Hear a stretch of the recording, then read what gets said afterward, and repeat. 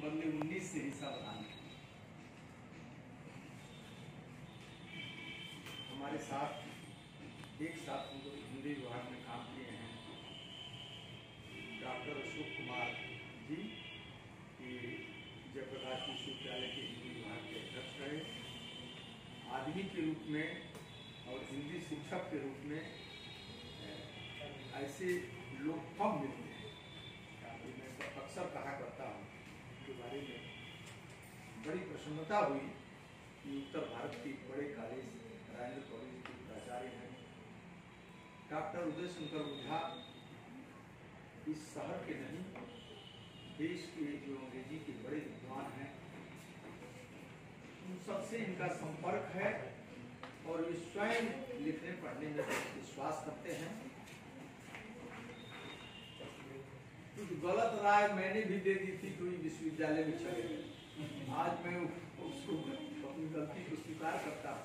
ये ज्यादा ठीक थे, मेरे मन में लोभ लालच था, मुझको लगा कि जाएंगे विश्वविद्यालय में और मैं भी उस पद पर रहा हूँ, तो इन लड़कों को ध्यान करके मैंने इनसे आग्रह किया था कि आपको जाना चाहिए। वहाँ छात्रों के साथ बहुत सम्मानजनक व्यवहार करने वाले पदाधिकारियों का भारी अभाव है। इसी हमारी कमजोरी ने डॉक्टर ओझा से आग्रह करवाया था और हमारे एक मित्र को वहां जाना पड़ा उस थोड़ी गड़बड़ जगह पर। इसके साथ अशोक जी इस नगर के राजनीतिज्ञ हैं, हम लोगों के विद्यार्थी भी रहे हैं। इनसे भी मैंने आग्रह किया कि आप लोगों को आना चाहिए। राजेंद्र जी को मैंने कहा और नंदलाल सिंह कॉलेज के हमारे अनुरूप शिक्षक सबसे ईश्वर जी हैं, सब लोग, छठीलाल जी, छात्रों मित्रों सब लोग आए। बड़ी मुझे प्रसन्नता लगी। बार बार मैं कहता हूँ कि कबीर को याद करना इस छपरा जो शिवपूजन सहाय को लेकर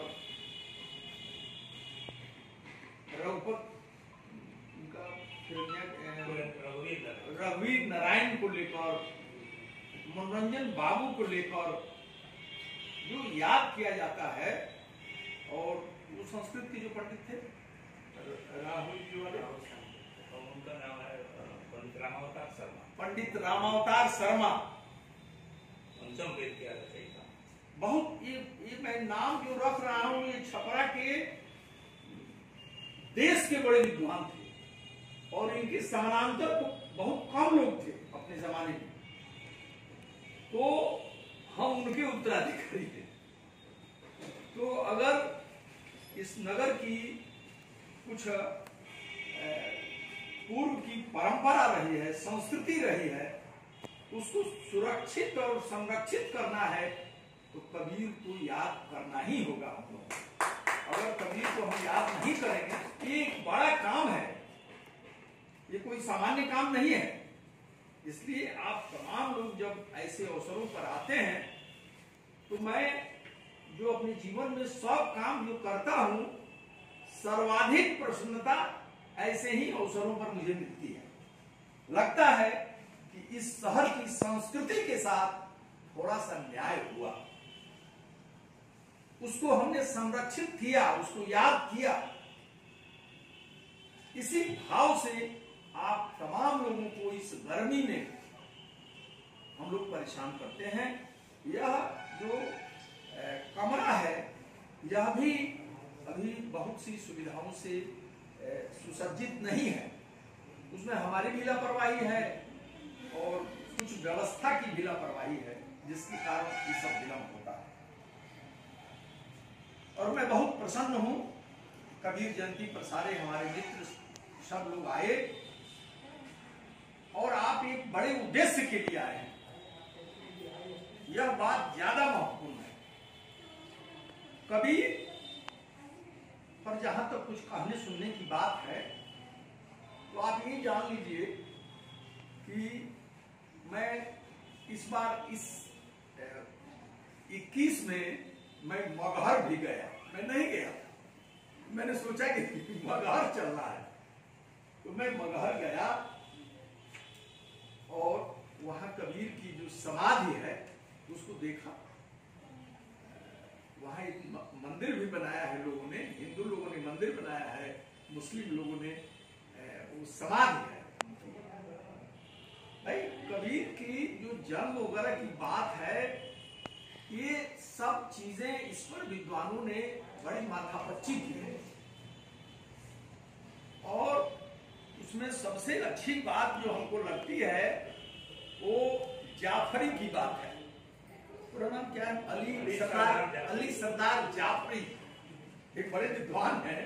उन्होंने कहा कि वो 1398 में हुए या 1400 कुछ में हुए, ये सब बातें ठीक हैं, परंतु कबीर इतना सबल व्यक्तित्व का आदमी था कि उन्होंने ही लिखा है, मैं उन्हीं की बात कह रहा हूं कि 15वीं शताब्दी कबीर की शताब्दी है, पूरी शताब्दी।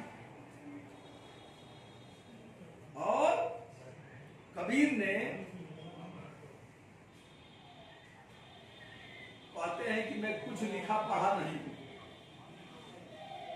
और जो आपके देश में जो सबसे बड़ी डिग्री दी गई काशी हिंदू विश्वविद्यालय में हिंदी की, वो भी कबीर से ही जुड़ी हुई थी। द निर्गुण हिस्ट्री ऑफ निर्गुण स्कूल ऑफ हिंदी पोएट्री, पीताम्बर दत्त बड़थवाल की। ये पीएचडी का शोध प्रबंध उस समय अंग्रेजी में जमा होता था, और वो कबीर संत परंपरा पर ही वो पुस्तक, वो शोध प्रबंध जमा हुआ था काशी हिंदू विश्वविद्यालय में। पहला पीएचडी का शोध प्रबंध इसी अपढ़ और निरक्षर व्यक्ति पर जमा हुआ था, सबसे बड़ी डिग्री। ओझा जी को बताना चाहता हूं कि एक बहुत बड़ी विदुषी है लंदन की, अंडरहिल, उन्होंने मिस्टिसिज्म नाम की पुस्तक लिखी है। शोध पीएचडी करने के दरमियान हमारे गुरु डॉक्टर नागेंद्र नाथ उपाध्याय ने कहा कि अगर संत साहित्य पर तुमको काम करना है तो पहले अंडरहिल को पढ़ना होगा। हमारी अंग्रेजी उतनी, उसको पढ़ना आसान काम हमारे लिए नहीं था। उन्होंने पढ़ाया जो काम की चीजें थी, उसमें उन्होंने लिखा, इंस्टीट्यूशन शब्द का प्रयोग किया, लिखा कि उस समय के 15वीं शताब्दी के जितने स्थापित संस्थाएं थी, मंदिर भी संस्था थी, मस्जिद भी संस्था थी, राजा भी एक संस्था था, सबका विरोध एक साथ कबीर ने किया। ये अंडरहिल ने कहा कि इतना बड़ा व्यक्तित्व, लड़ने वाला व्यक्तित्व तो मुझे दुनिया के साहित्य में दिखाई नहीं पड़ता है। अंडरहिल ने कहा।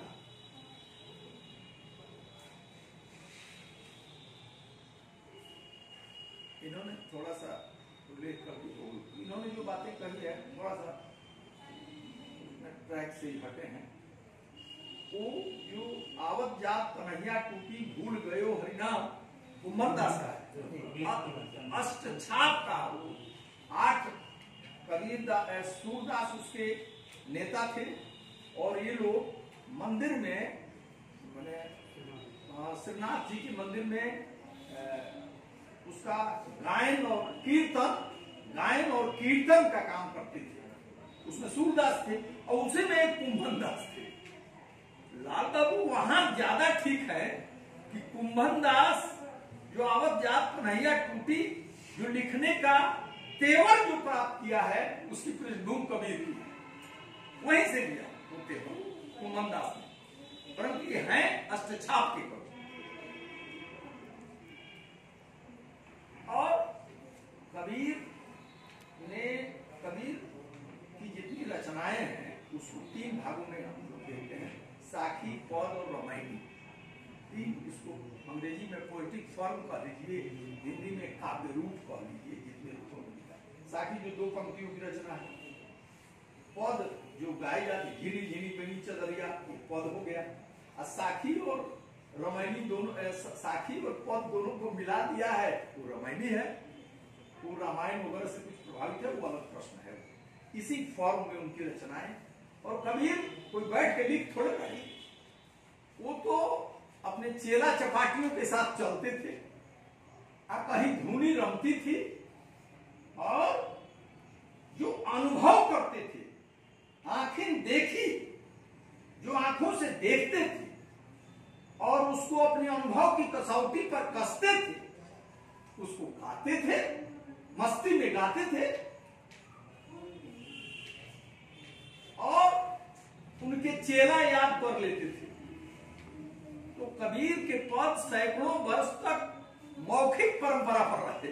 बहुत बाद में आकर अब बताइए, एक दिन बहुत बड़े नॉवल जी आलोचक हैं आजकल के, जो मर गए बेचारे, पटना विश्वविद्यालय वाले मर गए। उन्होंने कहा कि किसी कवि की अगर एक पंक्ति जिह्वा पर, जनता की जिह्वा पर चली जाए, तो समझो कि वही सब, उस कवि की सबसे अच्छी पंक्ति वही है, और वही कवि कवि है।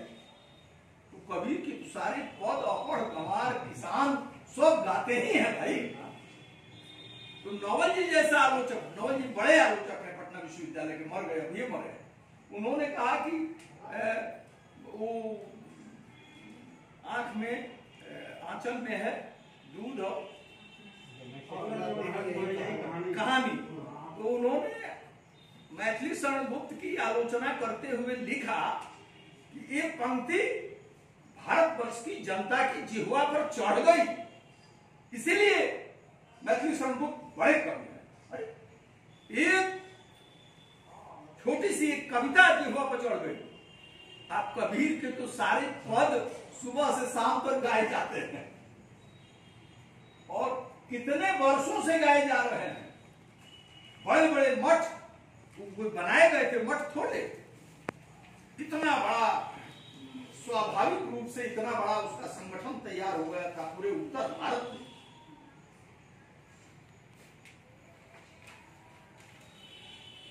यही कबीर की ताकत थी।